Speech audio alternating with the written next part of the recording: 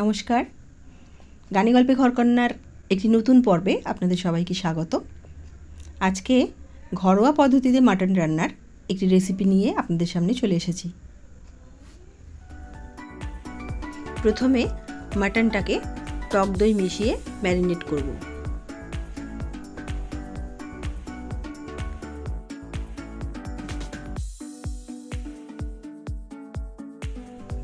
এরপর এর সাথে 3 চামচ সর্ষের তেল,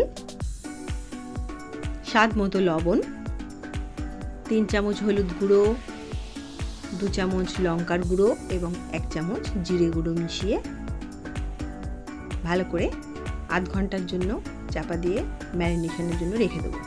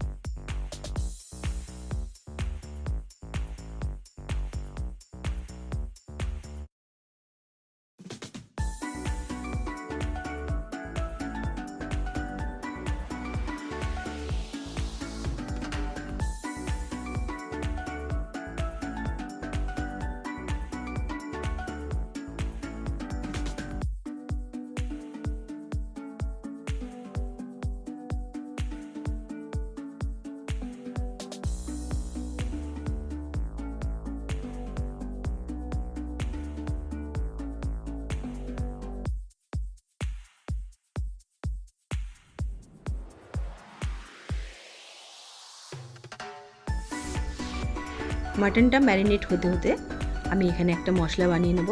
তার জন্য আদা, রসুন, পেঁয়াজ, টমেটো এবং কাজু বাদাম নিয়েছি। এগুলো একটি মিক্সিং জারের মধ্যে দিয়ে এর একটা মিহি পেস্ট বানিয়ে নেব।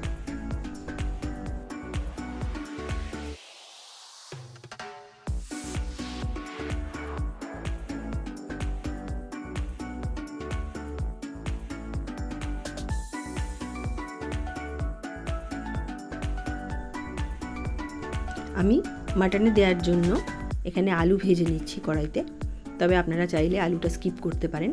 এরপরে ওই কড়াইতেই তেল দিয়ে কিছু গোটা গরম মশলা, জিরে ফোড়ন এবং তেজপাতা, শুকনো লঙ্কা আর একটি বড় এলাচ দিয়ে একটু নেড়ে চেড়ে সেখানে পেঁয়াজ দিয়ে দেবো।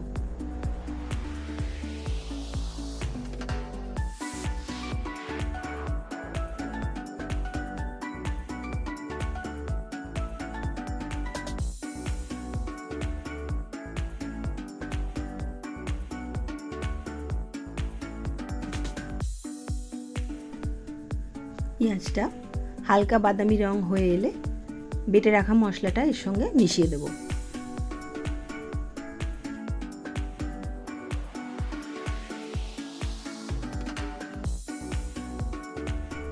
মশলাটা ভালো করে মিশিয়ে দিয়ে পেঁয়াজের সাথে এর মধ্যে আরও কিছু গুঁড়ো মশলা দেব, যেমন লঙ্কা গুঁড়ো, জিরে গুঁড়ো, হলুদ গুঁড়ো। ভালো করে নেড়ে চেড়ে দিয়ে ম্যারিনেট করা মাটনটা এর সাথে এবার মিশিয়ে দেব। মাটনটার সাথে মশলাগুলো ভালো করে মিশিয়ে নিয়ে ঢাকা চাপা দিয়ে ভালো করে কষে নিতে হবে। এই সময় আমি কয়েকটা আস্ত কাঁচা লঙ্কা দিয়ে দিচ্ছি।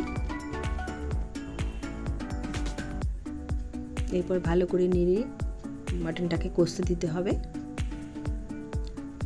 মশলা থেকে তেল ছেড়ে এলে এই সময় একটু জায়ফল গ্রেট করে মাটনের সাথে মিশিয়ে দেব।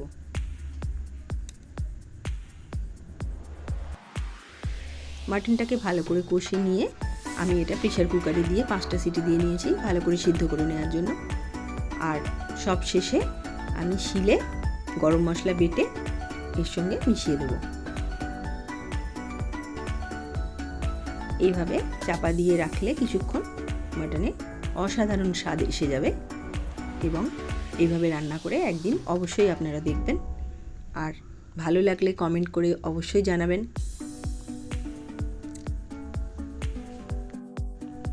ভিডিওটা আজকে এখানেই শেষ করলাম। দেখা হচ্ছে আবার পরবর্তী কোনো ভিডিওতে। সবাই সুস্থ থাকবেন, ভালো থাকবেন। ধন্যবাদ।